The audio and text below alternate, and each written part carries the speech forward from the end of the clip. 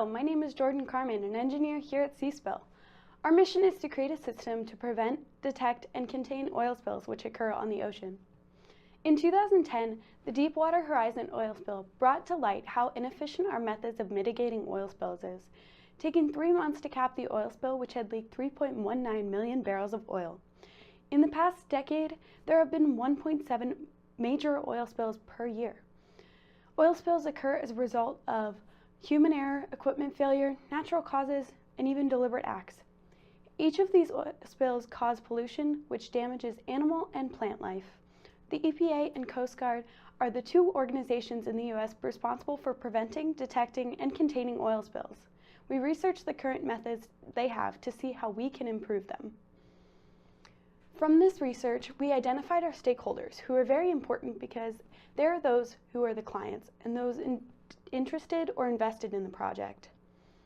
Our stakeholders include oil companies, the Coast Guard, the NOAA, tourists, ocean life, seafood industry, shipping industry, and many more.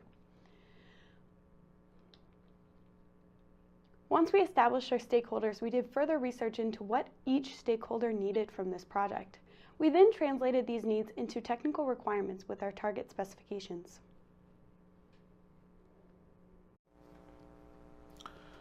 Now we focus on clarifying the exact problem. We divided the problem statement into 3 parts: prevention of the oil spill, detection of the oil spill, and containment of the oil spill. We then focused on our customer requirements and our engineering requirements and used the House of Quality to compare them with our stakeholders.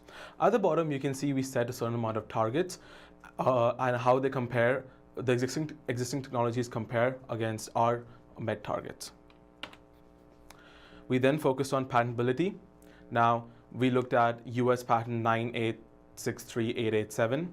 Patentable ideas were like fluorescent oil tracking did come into mind, but oil spills being a global problem, it was better to make the technology open source so that they could be taken care of in the future more efficiently. So once the different aspects of our design were finalized, we came up with different concepts for each one. So brainstormed a variety of ideas and concepts and narrowed these down to the top 3.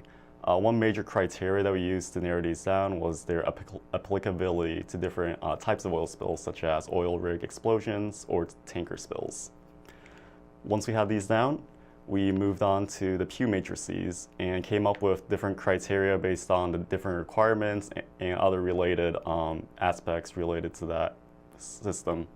So for example, in the spill detection, we had the top three ideas that we chose and used our IR and UV sensor as a reference since that was similar to something already in existence and we had very good knowledge of. We then did both quantitative and qualitative analysis, and as you can see on the right there, we determined weights using the analytic hierarchy process, which was based on the different requirements and criteria. And doing so, we were able to find that the fluorescent dye would be the optimal in this case. We did this 2 times for the oil spill prevention and containment as well. So once that was done, we moved on to our FMECA analysis, determine the different risks and dangers that might occur due to some of the aspects of their system failing. Once we did that, we put them into this risk matrix and organized them based on their impact and severity of the damage and the probability of them occurring, so we can identify potential problems of our system that we need to worry about. So, taking all of those things into consideration, we finally arrived at our final concept. This idea uses a fluorescent dye that's injected into oil as it's being drilled out of the ground. By having this dye present in the oil from the conception of its lifespan, that way we can track it basically at any point in time if the oil occurs or a spill occurs. Using satellite imagery, the fluorescent dye shows up quite visibly throughout the ocean or on land and will allow us to identify the oil spill. Now, moving on to any sort of dealing with a currently existing oil spill, one of our other requirements, we came up with the idea of using dispersants, which would be dropped by an airplane. Now, these dispersants break down the oil spill so that way it's less of an environmental impact once it's already out in the ocean.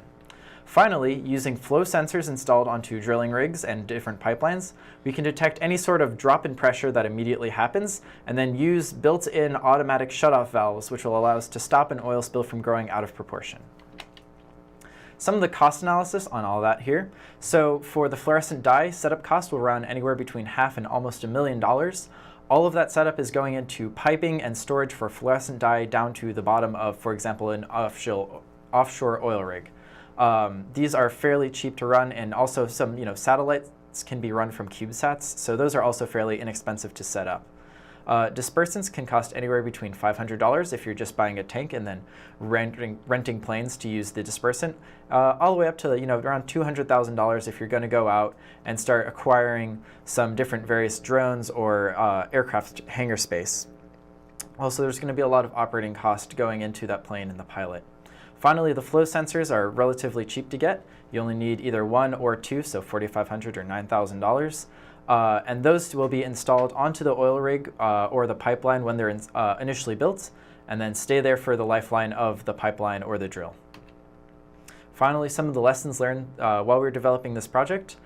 We started off very broad, using lots of arbitrary search terms, using lots of just trying to research that was focused on the whole idea of oil spills and how we can learn anything about them.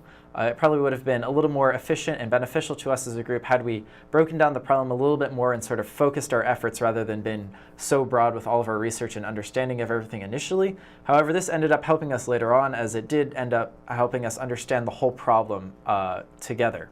Also, a lot of Google Drive and GroupMe communication aided at us being very quick with all of our development work. So GroupMe allowed us to schedule things and communicate quickly, and Google Drive, using especially those commenting systems online, allowed us to really give each other feedback and correct things very quickly. Finally, what's next? So the obvious first step would be to make the whole program autonomous. So for example, a machine learning algorithm could be developed to automatically identify fluorescent dye in the satellite pictures that we're receiving 24/7. So that way, rather than having somebody that's actively looking for an oil spill after it happens or that they know of, we can be looking for oil spills 24/7 that we didn't even know, which is something we've never been able to do before. Also, with all programs and all systems, you're going to need iteration to go into the project. So that way, once you see the system is running, let's see how we can improve upon that system and make things run a little bit better. And then finally, all systems are going to need some form of maintenance. Fortunately, this design and this system that we've gone with allows us to get away with not needing a whole lot of maintenance, since most things are going to outlive the system that they're being attached into. So with that, we thank you for watching through our project, and please have a nice day.